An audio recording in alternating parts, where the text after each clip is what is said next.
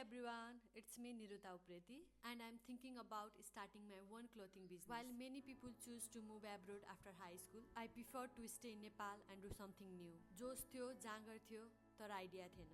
केही आइडियाहरू लिनको लागि आई वेन्ट टु मिट कपडा पसलको दिदी। उहाँ चाहिँ एकदमै हेल्पफुल र हम्बल हुनुहुँदो रहेछ। उहाँले मलाई बिजनेस कसरी गर्ने, सामानहरू कहाँबाट इम्पोर्ट गर्ने, होलसेलरहरूसँग कसरी डिल गर्न सकिन्छ, यी सबै कुराहरूलाई मज्जाले एक्सप्लेन गर्नुभयो र 2-3 वटा होलसेलरहरूको लोकेसन पनि बताइदिनु भयो। सँग भेटेर कुराकानी गरेर केही आइडियाहरू लिएर चाहिँ म एकदमै पोजिटिभ एनर्जी आयो।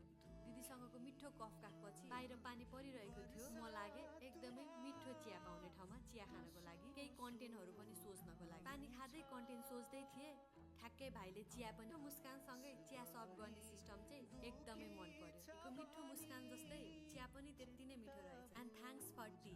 साँच्ची तपाईहरुले जाफी क्लोथिङलाई फलो गर्नुभएको छैन भने do follow for more update. Thank you.